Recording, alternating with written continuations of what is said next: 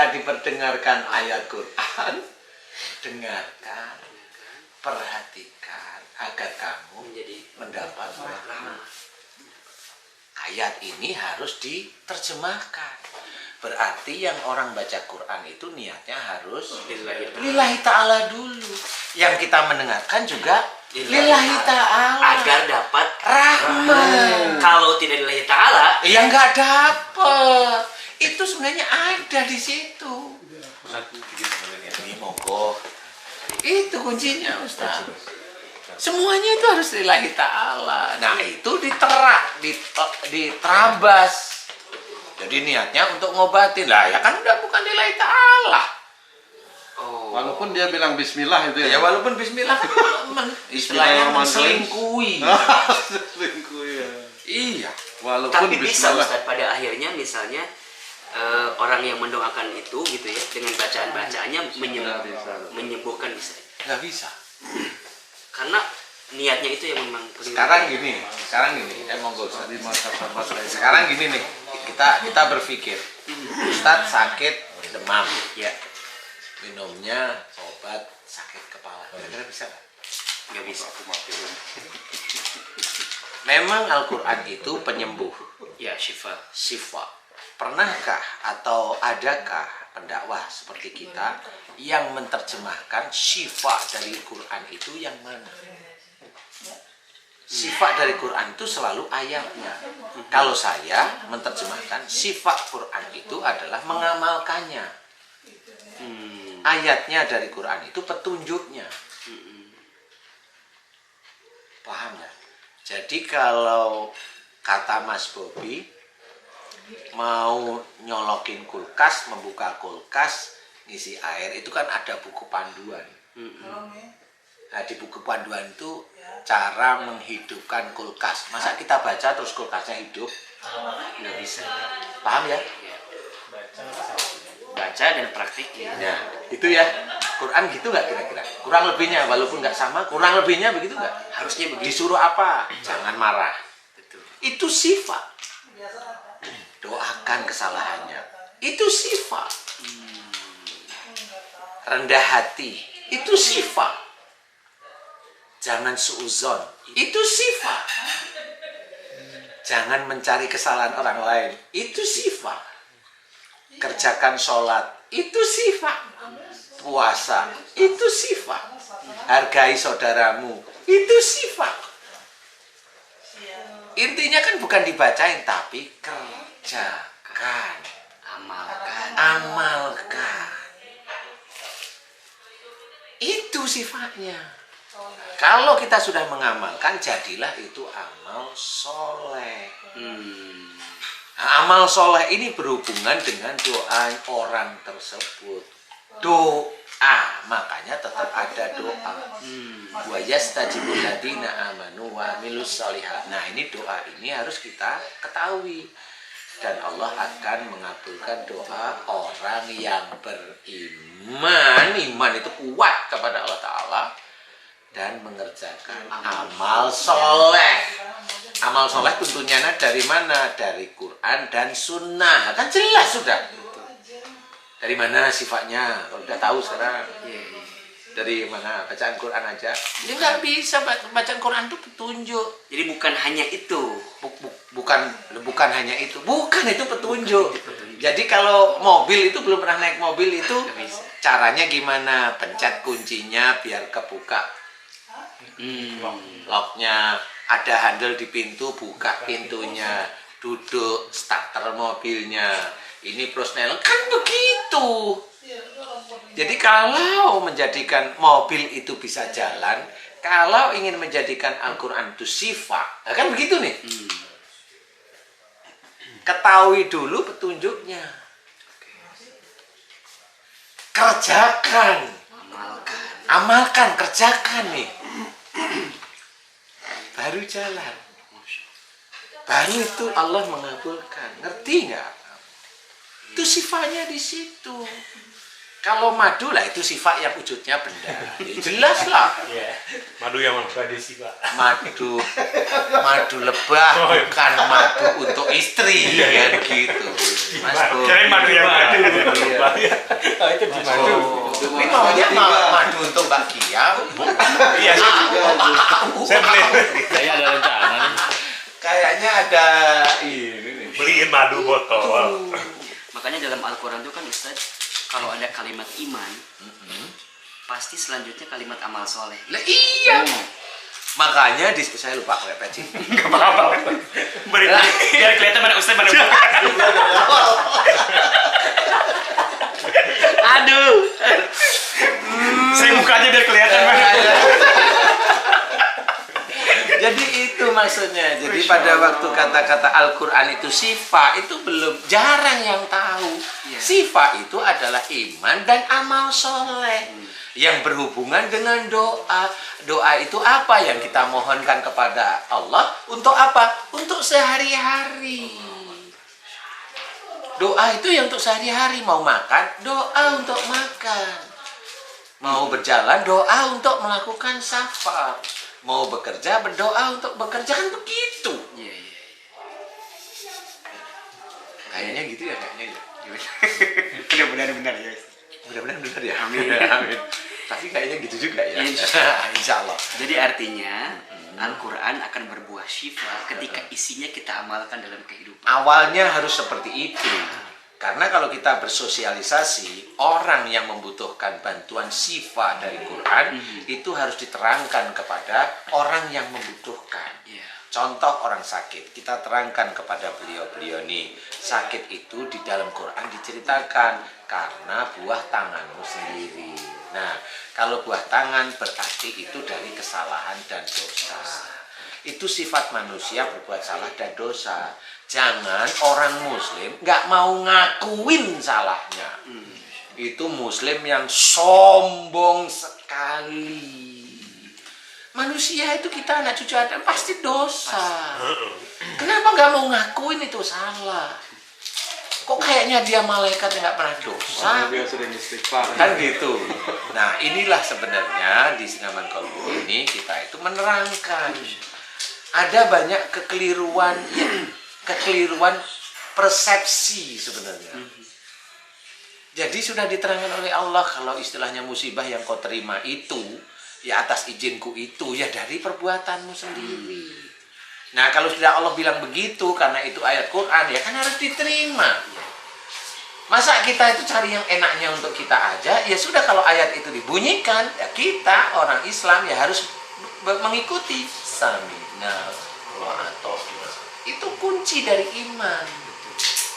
Lah kalau dikasih tahu itu dari kesalahanmu sendiri, kata siapa? Apalagi yang ngomong ustadz. Yang ngomong katanya memang ustadz top. Lah kok kata siapa? Lah ayat yang begitu itu banyak. Wa ma asabakum min musibatin fa bima kasabat aydikum. Apa saja musibah yang kau terima disebabkan dari buah tanganmu sendiri. Wa ma asabaka min syai'atin fa min nafsik. Itu juga sama. Apa saja musibah yang kau terima dari kesalahanmu sendiri, jelas. Itu kan banyak ayat-ayat begitu. Kenapa kita tidak sami'na wa ata'na? Malah saudara kita, walaupun tidak banyak ya ada, malah ngomong kata siapa? Malah saya yang malu denger, dia siapa sih? Kalau dia orang yang tidak pernah pegang Quran boleh lah ya. Ngerti maksud saya? Nah kalau dia itu katanya hafal Quran kan malu lah begitu. Sampai kata siapa begitu? Kata siapa itu malu saya dengerin. Saya malah nggak jawab. Yang begitu malah nggak jawab. Ya carilah sendiri. Kamu belum bisa menghargai saudaramu dan kamu nggak tahu bahwa ini ucapan ini dari Quran. Kalau saya kasih tahu ntar malu. Gitu. Nah ini jangan bilang kata siapa. Loh itu Quran, Allah yang berkata. Lah kok kata siapa, kesannya kok saya yang menggurui dia. Enggak, ini Quran. Tul, Quran ini tul. Kan gitu maksudnya. Ini ayat Quran. Makanya itu akan menjadi sifat. Makanya kalau di siraman kolbu, kalau saya sakit back pain, back pain sih yang ngomong sakit pinggang, low back pain.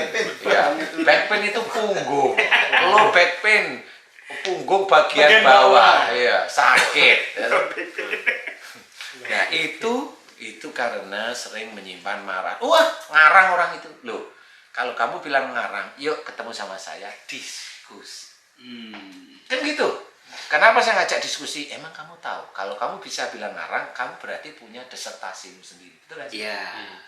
Punya analisa sendiri. Punya analisa sendiri. Yuk diskusi. Apa kira-kira? Apa kira-kira dari kamu? Kan gitu. Ya saya mencoba untuk bijak dikit lah. Yuk diskusi. Menurutmu yang low back pain itu apa? Menurutmu kanker itu dari mana?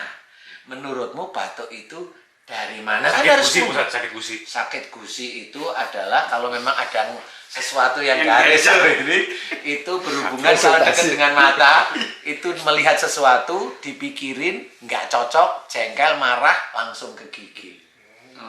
Itu siapa Mas Bobi? Kaya, betul. Nah ini memang tipenya Mas Bobi dulu begitu. Melihat nggak cocok langsung, nggak ngomong dulu, dulu, udah.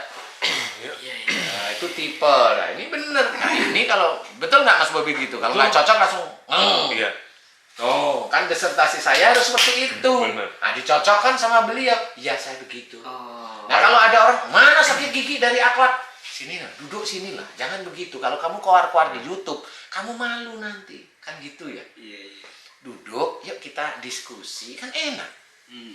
Kamu punya disertasi yang mana? Iya. Disertasi saya itu di otak saya ini udah tertulis, makanya saya tidak menulis di buku, salah satunya itu di otak. Jadi kamu nggak bisa nyontek. Kok bisa begitu? Lah saya kan neliti sejak dulu. Meneliti. Nggak cuma masalah penyakit, ya termasuk dikit-dikit ayat Quran lah, dikit-dikit, karena kan sudah ada yang meneliti, sudah lebih hebat menurut saya. Yang meneliti dikit-dikit aja Ustaz. Dikait-kaitkan ke sini ya. Iya memang berkaitan. Itu kata-kata yang tepat. Al-Quran itu berkaitan, bukan dikaitkan. Memang berkaitan. Makanya saya bilang, berkaitan itu yang tepat. Karena ayat Quran itu akan saling terkait atau berkaitan. Tapi Ustadz kayaknya memang harus dibuat sih, kayak apa namanya, sakit ini karena akhlak ini, sakit ini karena akhlak ini. Sebenarnya di sini. Sebenarnya bisa juga. Cuma orang itu kalau sudah sombong, Ustaz, bisa terima. nggak bisa terima dia. Dan dia nanti kalau dia tidak bisa terima analisa saya dari ayat Quran, ngerti sendiri. Dia nggak apa-apa sama Allah. Allah yang menganggap, loh, bukan saya. Apa kalau nggak terima dengan ayat Quran? Ya. Apa sih Ustaz namanya? Hah? Apa sih Pak? Ada suara tadi. Apa suaranya? Kafir. Ya kan itu. Jadi kita harus menjelaskan. Jangan kita Muslim itu kalau ada ayat Quran dibunyikan, dengarkan dan terima. Agar mendapat Rahmat. Nah, ini Loh, kan gitu. gini, Pak Rahman. Oh, kalau rahmat ini nggak mau ya. Itu intinya. Jadi sifat maksud Allah yang ditulis dalam Quran itu bukan Al-Quran terus digituin, dibacain langsung menjadi sifat. Ada yang dibakar, masukin air, diminum. Oh ada tuh kayaknya tuh. Itu Kata orang sifat ya. itu. Pasien. Pasien saya gitu. Jadi itu salah satu yang harus kita ketahui. Dan harus kita pahami. Sifat menurut Quran itu dibaca, dipahami, kerjakan. Nah sifat itu adalah grade berikutnya. Grade berikutnya. Contoh. Kenapa kalau di siraman kolbu, kalau low back pain tadi itu analisanya adalah marah yang disimpan di dalam keluarga. Itu dulu nih, grade pertama itu. Grade kedua pertanyaan, umur berapa? Umur saya 40 tahun. Umur. Penelitian saya kalau sakit di bawah umur 45 itu biasanya urusannya ada dengan orang tua. Nah, saya coba tanya, kamu sering menyimpan marah dengan orang tuamu jika orang tuamu nggak cocok dengan pendapatmu? Dia jawab, iya Ustadz, kan ketemu sudah. Saya cuma tanya, bapak apa ibu? Ibu berarti benar. Kalau dia udah bisa memilih, dia berarti benar. Kalau dia bilang, siapa ya? Kayaknya dua-duanya, berarti dua-duanya dia. Tapi kalau sudah jelas milihnya ibu, itu berarti dia ngakuin, iya memang. Dan kamu marahnya diem, karena kamu mencoba menghargai ibu. Iya Ustaz. Nah, kan ada yang dikerjakan. Dia menghormati ibu karena nggak mau marah, tapi marahnya disimpan. Tetap salah sama Allah Ta'ala. Marah yang kamu simpen itu tetap namanya marah. Sama seperti uang 100 ribuan, di luar ini tampak 100 ribu, dimasukkan saku, namanya juga 100 ribu. 100 ribu. Jadi menyimpan marah itu bukan marah terus diem, bukan. Menyimpan marah itu tahu ada persoalan, itu ujian saya nggak boleh marah, tenang. Nah, itu yang mengendalikan marah. Itu salah satunya. Jadi itu yang harus kita ketahui. Ya makanya kan Al-Quran itu bukan hanya sekedar kiroah ya, tapi harus naik level tilawah. Iya, benar. Kalau kiroah itu kan hanya sekedar membaca. Membaca aja. Tapi kalau tilawah, membaca, memahami. Mengamalkan. Mengamalkan. Saya paham. Nah, kalau sudah mengamalkan, nanti sifat itu digrade di atasnya. Masya Allah. Siapapun orang kalau sudah mulai mengamalkan, sifat itu akan bergelayut di dia. Allah. Mengikuti ini. Siapapun orangnya. Mengikuti dia mau kemana nih. Makanya kalau orang itu, orang bilang, Ustaz tolong doain saya, mudah-mudahan saya kelahiran anak saya ini digampangkan oleh Allah Ta'ala. Dia hanya cuma bilang amin, selesai. Amin. Cuma bilang amin aja, selesai. Nah, aminnya ini karena dia mengamalkan iman dan amal solehnya kuat, aminnya itulah yang dijabah oleh Allah Ta'ala. Ustaz tolong, saya punya utang, saya ingin bayar tapi bingung dari mana cara bayarnya. Mudah-mudahan dia sendiri udah, mudah-mudahan Allah memudahkan saya agar saya bisa membayar utang dengan cepat ya Ustaz. Nah, ini kata-kata bagus. Bagus kata-katanya nih. Kita hanya cuma tinggal amin ya Allah, amin ya rabbal alamin. Cukup itu. Itu sifat nantinya. Biar Allah yang mengatur. Nah, pada saat dia sudah bayar utangnya dalam waktu cepat, nah, inilah ujian dari orang yang berutang. Bisa membayar utang, ngomong, saya cuma diaminin sama Ustadz itu, utang saya lunas. Lah, itu nggak boleh. Nggak boleh. Nggak boleh itu. Itu mulai ada ujub, riaknya muncul. Nah, yang ngomong bener, alhamdulillah atas doa Ustadz tinggal ngaminin utang saya dilunaskan oleh Allah Ta'ala. Nah, itulah yang cakep. Itu jarang sekali. Berarti Ustadz, PR kita tuh banyak banget ya. Ya banyak sampai nanti kita dipanggil oleh Allah Ta'ala. Iya, kita kalau lihat ayat Quran kan mungkin baru sekedar membacanya. Iya. Belum memahaminya, apalagi mohon maaf mengamalkannya. Belum. Jauh banget. Jadi kalau kita ini namanya mengamalkan itu dibaca berulang-ulang, itu dikatakan sudah mengamalkan. Padahal kalau saya itu namanya baca berulang-ulang. Belum mengamalkan. Kalau kamu bilang mengamalkan, oke, saya terima. Tapi mengamalkan pembacaan yang berulang-ulang gitu. Tetap saya begitu. Karena mengamalkan kamu dengan mengamalkan Allah itu beda. Sama seperti soleh. Soleh kita ngomong soleh terhadap seseorang, sama soleh maksudnya Allah Ta'ala, itu beda. Tapi berarti Ustadz, walaupun kita belum bisa maksimal mengamalkan, tetap kita harus tetap baca. Oh, tetap baca, tetap belajar, memahami. Belajar. Karena dari titik kita membaca Quran, menyenangi Quran, menyandarkan kita pada Allah Ta'ala, berusaha untuk lillahi ta'ala, rahmat demi rahmat itulah yang diturunkan. Dari rahmat itu mulai kepahaman Quran itu diberikan. Mulai kalau sudah diberikan, disitulah mulai faham maksudnya Allah. Makanya salah satunya sifat itu yang dari mana. Itulah yang kita harus tahu. Kepahaman demi kepahaman itu harus kita cari. Bukan nyari karena pendidikan. Bukan. Yang dicari oleh Allah Ta'ala itu iman dan amal soleh. Memang pendidikan itu dibutuhkan. Paham ya? Saya tidak merendahkan. Enggak, tetap dibutuhkan. Punya guru-guru yang hebat, dibutuhkan. Tapi pemahaman yang benar-benar paham atas izin Allah ini yang susah. Sama seperti kita mengartikan soleh. Kalau kita lihat orang yang sholatnya tertib, soleh sudah. Betul ya? Orang yang dakwah soleh sudah. Padahal kalau kita sehari aja bersama orang yang seperti itu, kita anggap itu ketahuan kok, oh, ini belum. Belum. Ada loh teman saya Ustaz, tenang, senyum, kelihatan cool. Itu nggak kelihatan emosi, tapi pada waktu baca sosmed itu jengkel hatinya ada Ustaz. Iya serius nih. Iya, serius ya. Iya serius ya. Saya kali. Loh. Saya juga gitu. Jadi Apalagi kita. Sakit gigi kalau saya ngomong. Gusi. Jadi guys, di sini tuh kita itu kayak keluarga.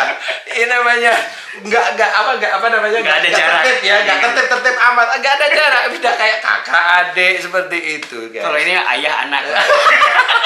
Pokoknya di mana lagi kita merasa nyaman mengakui kesalahan. Iya, jadi di sini Mana lagi coba? mengakui Coba. salah itu nyaman, enak bisa ketawa sendiri. Iya kan? Bener. Ya, mudah-mudahan kan abis itu kan ya Allah yang punya kuasa Iya, untuk benar, menghilangkan. Dapat pelajaran lagi. Iya, banyak. Iya. Di sini tempat nyaman untuk mengakui kesalahan, biasanya kan malu. Iya. Mengakui kesalahan. Kalau kita emang enggak, manusia itu tempatnya salah, udah Allah tulis di dalam Quran, ngapain sombong, merasa nggak salah, nggak usah, ya ketawa aja. Iya, emang saya begitu, lah itu Iya. malah malaikatnya. Inilah yang dicari oleh Allah Taala itu.